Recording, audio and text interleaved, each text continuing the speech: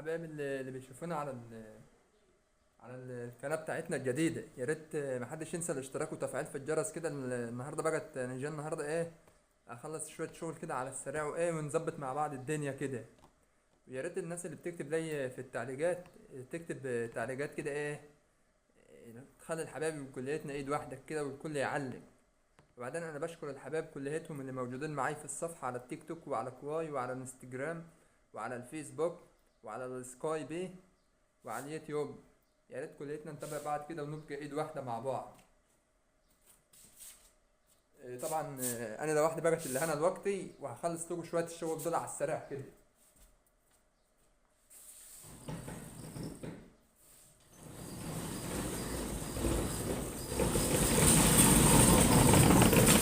الناس اللي عمالة بتقول الفرد سهل يا جماعة او كده، مفيش حاجة سهلة.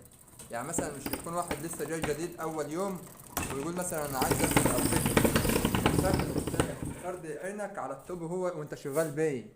مثلا اللي عاوز يكون في ابرة فيها ماشية في الطوب بتطلعها، مثلا في تسقيطات في أي حاجة كده لازم تطلعها، مش لازم يكون في واحد جنبك وتتكلم معاه وتتلهم معاه وساعتها تفرد القماش ما تشوفش ايه اللي نزل أو ايه اللي ما نزلش، عشان ما فيش حاجة تطلع ورا منك درجة. وبعدين القمش شغال يعني ما فيش حاجة رخيصة اليومين دول.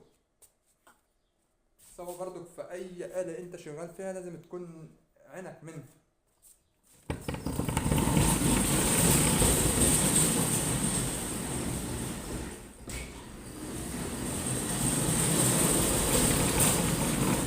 يا ريت الكل يتابع الصفحة كده على اليوتيوب ونبقى مع بعض ايد واحدة يا جماعة، ان شاء الله الصفحة بتاعتها هتكبر بيكم.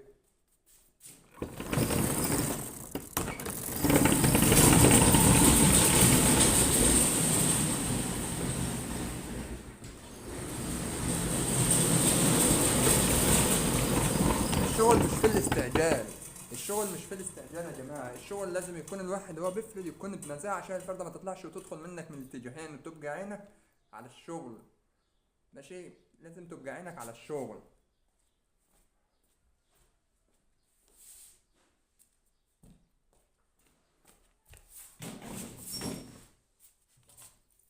الحبايب اللي موجودين يلا نتابع مع بعض كده.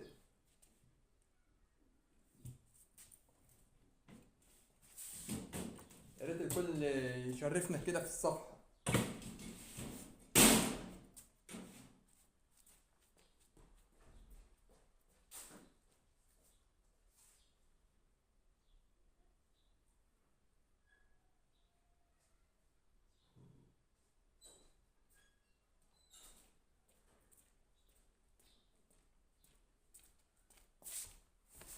الحبايب اللي بتتابعنا كده على الصفحة يا ريت نبقى مع بعض كده.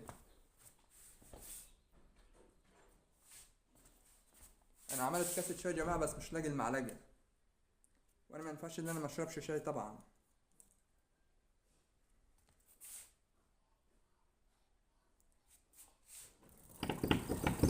هو اللي في ايدي دي قلم يا جماعة بفك علشان اقلب بالشاي.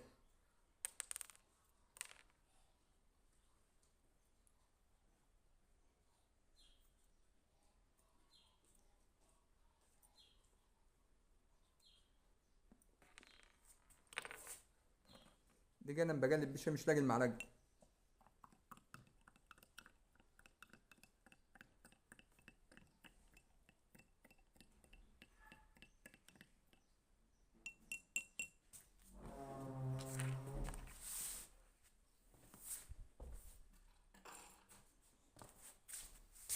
احلى مسا عليكم يا حبايبي.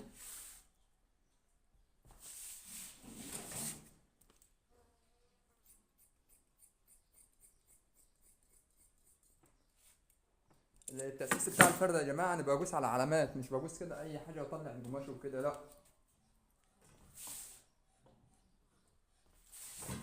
ولازم اللي بيفرد كده يكون ظابط الدنيا كده يكون خلصان كده على الشغل زي السنان كده.